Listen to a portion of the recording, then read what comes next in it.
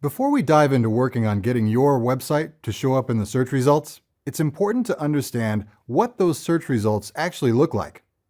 Although there are a lot of search engines around the world, and they all have some distinct differences, there are some common characteristics that their search engine results pages, or SERPs, may have.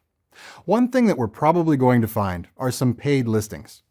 Paid listings are very different than the traditional organic or natural listings that we'll be focusing on for our SEO efforts. These paid listings are actually advertisements, and programs like Google Ads or Microsoft's Bing Ads allow advertisers to bid on and place these ads in the search results page.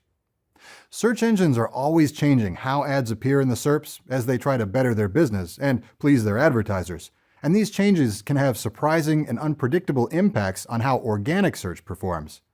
But for now, we'll talk about what a typical SERP looks like. A typical search engine results page will have 10 organic results that link out to different web pages, sometimes referred to as the 10 blue links. Each result might look a little different, but they'll all have at least a headline, a description, and a visible URL. It's important to know what these components look like, because later in this course, we'll be modifying and optimizing these particular elements that may appear for an individual result. One important thing to point out is that the internet has changed a lot since search engines first appeared. And there's a lot of content on the web beyond just text and web pages. Search engines have done a really good job of keeping pace. And while we still view web page results, they also return things like videos, images, news, products, and maps. All of these can appear on a search engine results page. A common way of describing this would be that we now have blended search results that include all kinds of different content.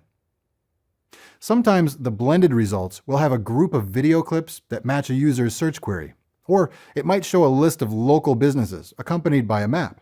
It could be a group of images and prices for a particular product that you can buy.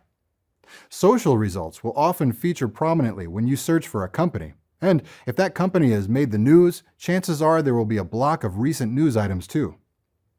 Search results can show up in a variety of different ways, based on what the search engines think is relevant and appropriate to the user's search query. In some search results, you might see a visual carousel of results. Others may include enhanced results, like Google's Knowledge Graph. These results are generated from a variety of sources, like Wikipedia and review sites, as well as information that you can provide search engines from the code of your pages using schema. The important thing to remember is that you have a lot of opportunities to have your content show up in the search engine results pages. And the more you understand how search engines decide to show results to users, the more you'll understand how to get the search engines to show your content above the rest.